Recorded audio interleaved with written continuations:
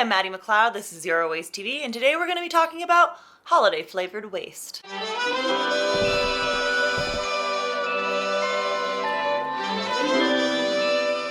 As more and more households are trying to become more sustainable, one of the biggest questions we receive around the holidays is how can we reduce our waste during the Christmas season? Of course, it's not just limited to Christmas. If you're celebrating Hanukkah or Kwanzaa or any of these wonderful festivities, there's generally going to be a lot of waste in the form of food, gift giving, even the things we wrap the gifts in, because the glitter and the plastics that we put in a lot of commercial wrapping paper make it non-recyclable. So today I present to you the 12 Days of Wastefulness, which is 12 tips that last year I spread out over a series of 12 days, but now we're just gonna jam-pack it all into one episode. So grab a hot cup of cocoa, slip on your jammies, and let's get right to it. Ah! Just kidding, it's super cold because this was like the 40th take. Number 1, Christmas trees. Over the last few decades, there have been some arguments as to whether the artificial plastic Christmas tree was more sustainable than cutting down a real Christmas tree every year. Surprisingly, cutting down a Christmas tree every year is still considered to be more sustainable than purchasing an artificial plastic tree. Here's why. Producing these artificial Christmas trees requires a massive amount of plastic. And in almost every city, these plastic trees are not recyclable. Even if we buy them with the best intentions of reusing them each year, sometimes that's not realistic. And I speak from personal experience because my family had a few plastic trees growing up, and I have no idea where they are. But I do know one thing, wherever they have not even started to biodegrade. Disassembling the trees is not very easy. We put them away awkwardly or we forget pieces, and then next year we can't reassemble them, which means we have to go out and get another tree. Or maybe they got moldy or mildewy. Or maybe for some reason you really wanted a white tree and this year you're like, what the hell was I thinking? These are all within the realm of waste possibilities. But here's what's scary. These trees, like I mentioned, are not going to biodegrade in our lifetime. Probably not in our grandchildren's lifetime. Also, there's no government regulation for artificial Christmas trees, so there's no rules as to what chemicals go into them. In 2013, the US sold 14.7 million artificial trees, and studies have shown that many of them have contained dangerous levels of arsenic and lead, things you do not want to be bringing into your home, especially if you're having your kids hang ornaments on the trees and then touching those chemicals and then eating a Christmas cookie. Bad combination. Christmas trees, on the other hand, are grown on sustainable farms. So it's not like we're destroying the Amazon to get these trees. It's not like we're invading the North Pole to cut them down. They're grown on renewable farms. I mean, yes, at one point we did destroy the terrain to create those farms. But that's another story for another day. So if Christmas trees are grown renewably, what's the issue with them, zero waste-wise? Well, that's a solid question. If you're growing a tree that's sucking out carbon, you cut it down for your home, and then you compost it or reuse the wood chips for your garden, fair enough, good for you. But what if you don't have a way to compost that tree, and your only options are throwing it into landfill? That's not zero waste anymore. That's bad. Each year, we purchase 50 million Christmas trees in the United States alone, and 30 million of those trees are going to end up in landfill. So less than half are actually being composted. So what are your options? Well, of course you can compost it yourself. You can chip the wood and use it in your garden. Maybe you can find a compost pickup service that will pick up the tree for you. In the Bay Area, there are a lot of Christmas tree compost services, and I'll link those below, so check them out. But wherever you are, your city might have something too, so just give it a quick Google search and see what they have. Now, if it sounds like I'm recommending that you go out and buy a real Christmas tree over an artificial plastic tree, I guess I am. But actually, what I would really recommend is considering an alternative Christmas tree altogether. That's not an artificial tree. It's more a tree-like design that creates the same ambiance in your house, but doesn't require cutting down a tree or getting a plastic artificial tree. So how do you create an alternative Christmas tree? There are so many ways. Here are a few ideas that I found to be really creative, beautiful, or just pretty cool.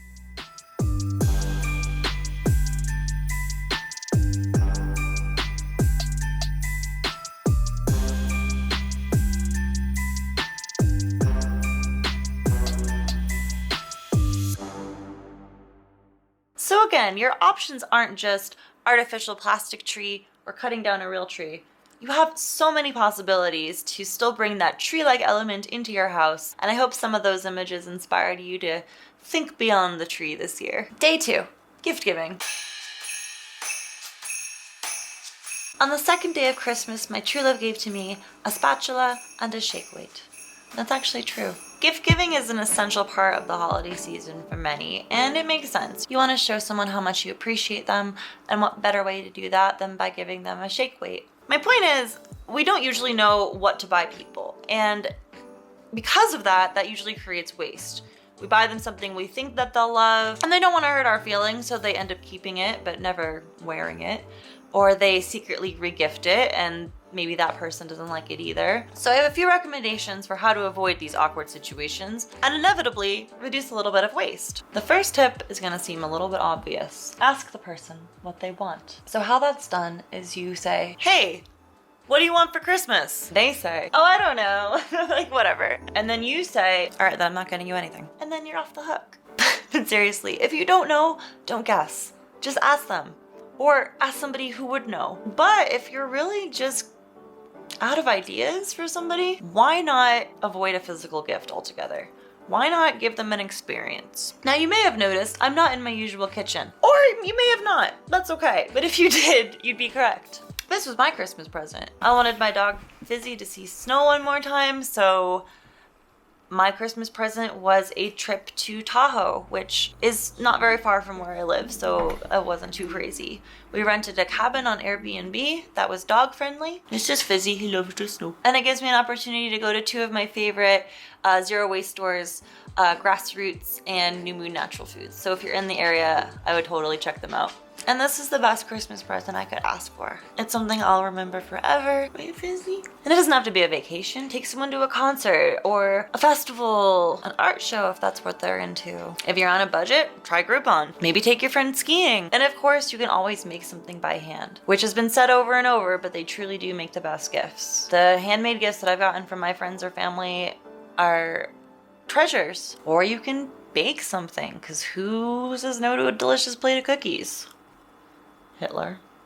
This might sound weird, but one of the greatest gifts I've ever received was homemade vegetable soup. It was the most delicious thing I've ever had in my life. I spent the last decade trying to recreate it, and I'm still not there yet. So let me tell you, it was damn good. And it was and here I am, almost 12 years later, thinking about that soup that someone made me. So making that dish you're really, really good at and giving that as a gift will have a huge impact. You'd be surprised. Day 3, gift wrapping. Over 50% of all the paper used in America is used to either wrap or decorate products. And according to Inhabitant.com, that adds up to over 4 million tons of discarded gift wrap and bags going to landfill each year. But is wrapping paper really that harmful? I mean, it's paper, so it's recyclable, right? Actually, no. Traditional wrapping paper may have been recyclable, but today it's infused with glitter and plastic and all this other shiny stuff to make it even more appealing, but also make it very environmentally unfriendly. So that wrapping paper is not recyclable, and therefore it must go to landfill. If you already have this wrapping paper, you might as well use it, but I suggest using it carefully. Don't just rip the packages open. Try to open it in a way that you can save the paper and then reuse it next year. If you're in need of wrapping paper, consider these alternatives. You could use cotton and twine, or whatever other pretty fabric you might have on hand. Maybe you're a who gives a crap customer. Do you ever think those beautiful toilet paper wrappers shouldn't go to waste? Reusing those colorful wrappers, especially the holiday themed ones, are a great way to wrap your stocking stuffers and other small gifts. Will people be upset that you use toilet paper wrappers to wrap their presents? Who gives a crap? If you've always had a knack for wrapping presents, or maybe you're really into origami, maybe you want to try the furoshiki gift wrap method.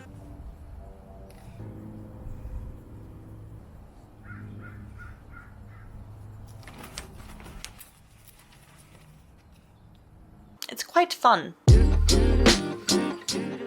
And of course, you can always make your own gift bags. I'll post a link for a step-by-step tutorial below. But if you're really taped to the idea of ripping open wrapping paper, here are some paper alternatives for you. If you're able to find shipping paper that's not wrapped in plastic, shipping paper is definitely compostable. If you can, try to find post-consumer recycled paper so you're not using new materials just to wrap presents. Another creative way to reuse paper to wrap presents is to use things like maps or newspaper or even comic strips. See how beautiful these are when they're embellished with some twine and flowers? Day number 4, And this is the most important tip in my opinion. Of course, the holidays are not about receiving, they're about giving. Why not give back to those who deserve it most, the ones who are most in need? Of course, I don't just mean for one day, or even just for the holiday. This is something we should be doing all year round. And surprisingly, there are good ways to donate, and there are some not so good ways to donate. A not so good way to donate is just clearing out your cabinet of anything that's expired. If you wouldn't eat it, why would you expect other people to eat it? But if the food is still good, and that's an item they're accepting, by all means, donate it. And there are so many ways that you can donate. You can donate your time, you can donate money, you can donate physical objects, whatever you're comfortable with. If you can donate your time, call some nursing homes in your areas and see if they're looking for volunteers. Maybe you have a musical ability and you can play guitar. Playing some Christmas songs in a nursing home will lighten so many spirits. You're gonna get a big fat halo on your head for the rest of the year. Of course, you can also go to soup kitchens. They're always in need of a helping hand. If there's a cause that you believe in, donate some money to them. Maybe you don't have money. Maybe you don't have a lot of time. Maybe you have a pile of blankets in your hallway closet that aren't being used. Donate them to a shelter. It doesn't even have to be a human shelter.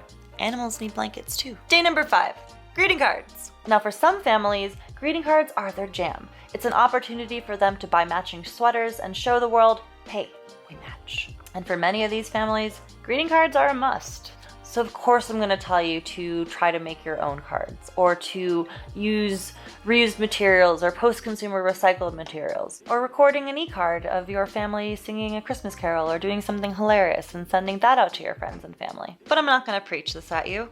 If that's what makes you happy, I'm just going to arm you with the facts. Yeah, paper cards can ideally be composted, ideally be recycled, but similar to wrapping paper, if they're covered in glitter or plastic or other shiny bits, they might not be. Next, what about the aftermath, the after card? So if you get a stockpile of greeting cards from all your friends and family, are you gonna save every single one each year? Maybe you will, but maybe not. Instead of putting that pretty Christmas card into the composter or into your recycling, consider donating it. Did you know St. Jude's Ranch for Children, which is so hard to say, and I'll post the address below, will take your used Christmas cards and they'll actually reuse them. Unfortunately, they're not able to accept Hallmark, American Greeting, or Disney cards due to copyright reasons. And to those companies, I say, super classy. Day 6, stockings and stocking stuffers. So the history of Christmas stockings is a little bit weird. So St. Nicholas, aka Nicholas of Bari, was alive from 270 to 340 AD, or CE. Or ACDC. And I can't really verify if any of this is true, but according to legend, he would go around and leave money and toys and fruit in the stockings of good children. Bad children, on the other hand, got fossil fuels, lumps of coal. And we all know what happens when we give bad kids fossil fuels. So in hindsight, maybe not the best idea. St. Nicholas also allegedly resurrected 3 dismembered children who were stuffed inside a pickle bucket. Now that's your Christmas story. Today, the concept of stocking stuffers is usually just a last-ditch effort to shove an impulse buy item into a sock. Store-bought stockings are usually cheaply made and we end up replacing them year to year. On the other hand, a nice homemade stocking will probably last your lifetime. I still have mine from when I was a child. Because they're so sentimental, you end up taking a lot better care of them. And probably the materials are a lot better quality also. Making your own stocking is incredibly easy even if you're not crafty. And on the stocking stuffer page, I have some links to a lot of tutorials. But if you're just not feeling crafty, or you just don't have the time, or you don't have the materials, or you just don't want to make one, go on to Etsy and have them custom make you one. I know I kind of push Etsy a lot, but there's a reason for that. You're supporting artists, you're supporting small businesses, and you can contact the seller directly and request zero waste packaging. And I have never had a seller not be able to comply with that. And that's gold. That's zero waste gold. So what do you fill the stockings with? Well, that sort of goes back to the gift giving section. And sure, I could get on my zero waste pedestal and say, give them fruit.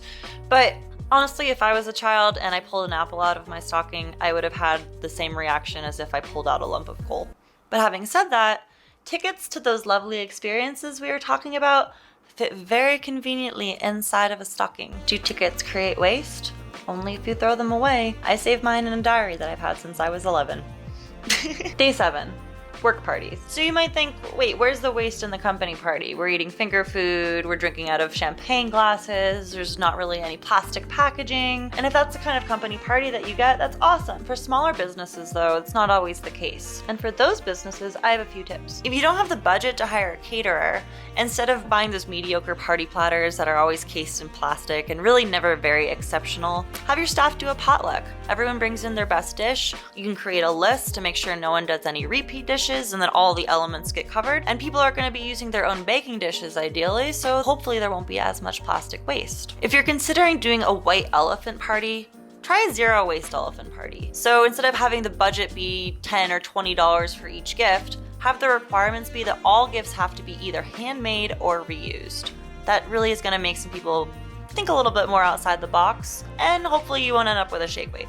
Another requirement for the game is that all the packaging has to be zero waste, so they can't wrap anything in paper. It all has to be fabric or reusable bags or something like that that's not going to go to landfill. Day 8, decorations. When it comes to Christmas decorations, reuse, reuse, reuse. I'm talking wrapping paper, I'm talking ribbons, I'm talking greeting cards.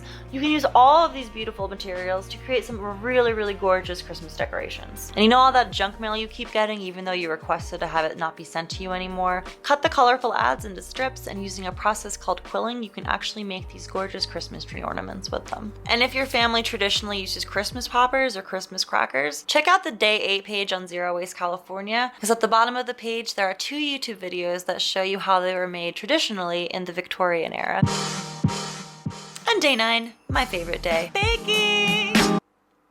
Baking. I mean, there's a reason we put on a ton of weight every Christmas. We are flooded with baked goods. We are flooded with food. I'm not complaining, food's great. But to be zero waste about it, we need to sort of step away from the processed, pre-baked foods that you buy at the store and step back into the kitchen. Which I know not a lot of you like to hear, but how do you feel when somebody bakes you something?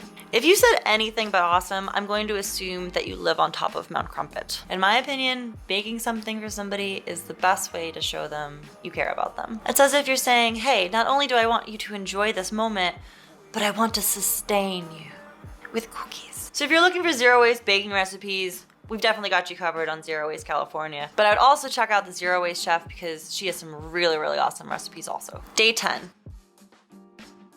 And we're almost at the end. But this one is super important because the holidays and lighting, I mean, they kind of go hand in hand.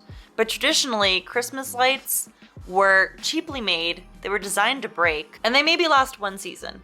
Maybe not even the whole season. Remember that old expression, if one goes out, they all go out? That's called a design flaw. So let's just get down to the traditional lights. If you have those traditional lights, if they're still working, use them carefully. They are energy suckers, and they're kind of hard to get rid of. Usually you have to end up sending them to landfill. So if you have a bunch of dead Christmas lights and you don't know what to do with them, I'll post a link at the bottom and hopefully you can find some places where you can recycle those old busted lights. So what about going forward? Well, the LED light is still considered to be the most environmentally friendly of all your light bulb options. So if you're looking for Christmas lights, I would opt for LED lights. They have these lights called fairy lights. Maybe they're pixie lights, I can't remember. Either way, they're beautiful. People use them for weddings, but you can also use them for anything holiday related. I like them because they don't look specifically like Christmas lights, but they still give you that Christmas feel when they're used in a holiday setting. So my point is you can use them whenever. You can use them for a wedding, you can let your friends borrow them for their wedding, or you can just use them outside in the summer for like a nice, soiree, if you have soirees. And you know what? There are even solar powered ones, and they work pretty good. Just saying, I'm just saying. Traditionally in the Victorian era, they would put lit candles on their tree. And that was even before they had the Red Cross. So that's crazy. So the cons being LED lights are a little bit more expensive, especially if they're solar powered, but the pros being they'll last a much longer time, they're more environmentally friendly, and you're gonna be able to dispose of them a little bit easier down the road, hopefully. If you have to. I've never had to. I've had mine for 6 years. Day 11. Go slow. This is the same advice I give to people when they're grocery shopping because haste makes waste. If you don't have a plan, if you cut corners, you're gonna end up buying things that are packaged, that are plastic, that are not recyclable, not compostable, that are gonna end up in landfill. So plan your gifts, your recipes, your ingredients out accordingly. Don't rush through the supermarket. Don't rush through the store when you're trying to buy things either. If you're like me and you get a little bit of social anxiety when you're in those really crowded stores, go right before they close. If you have a 24-hour supermarket near you, go at like 1 in the morning when it's dead. That way you can just take your time and mosey on through and not worry about anything else. And it doesn't literally have to be 1 in the morning. It could be like, 10 at night. And then there's the wrapping paper aspect. So when we're super excited about ripping open presents, we're wasting that paper. If we open it carefully, we can ideally reuse that wrapping paper. How do you tell a 5-year-old to carefully open that wrapping paper? If you have a way, let me know, because I have no idea. And understandably, ripping that paper open is admittedly quite fun. But I didn't have any less fun ripping open newspaper wrapping paper than I did regular wrapping paper. It's really not the colors that are exciting, it's the ripping that's exciting. So rip something you were gonna get rid of anyway. A newspaper, comic book strips. Maybe someone's about to throw out a bunch of music books. Use the pages of the music notes as wrapping paper. If it was something that was gonna be recycled or composted anyway, I'm gonna feel a lot less bad about ripping that open than I would about something that was nice and pristine and used for the first time. But that's just me. And last but not least, day 12, cleaning up. The least fun of the 12 days, but still very important. So even when Christmas is over, the 12 days of wastefulness is at its peak. And that's because the festivities have ended. And now the trash begins to accumulate. The wrapping paper, the packaging, the food we didn't eat. My tip for food waste is really about prevention. Because it's not just the food that's getting wasted, it's all the elements that went into creating that food. You're not just throwing out that carrot, you're throwing out all the nutrients that carrot needed to grow, all that water that carrot needed to grow, fresh water that could have been used for other things. It's not just wasting that material, it's wasting everything that went into that material. And that's what really motivates me to try to stop wasting food. So make your leftovers count, make sandwiches, make soups. But interestingly, a Washington Post article a few years ago said that most Americans have stopped eating leftovers. Why? And again, just to swing back to the Christmas trees, once you're done with the Christmas tree, please do not throw it into a landfill. If you're not able to compost it or chop it up into wood chips and reuse those, try to find a service that will compost your tree for you. This is huge. Again, 30 million trees a year will end up in landfill. Don't be part of that number.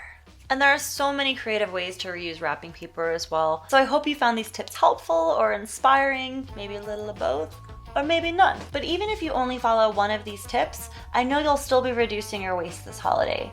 And anything we don't contribute to landfill, I consider a victory. So whoop, yeah. Thank you so much for joining us today. Of course, if you have any questions, suggestions, or tips, if you want to let me know what the best Christmas gift you ever received was, comment below, or just say hi. And if you liked today's video, please give it a thumbs up, and feel free to subscribe so you can check out our weekly zero waste uploads. Thanks so much for watching. Have a waste-free holiday. Still cold.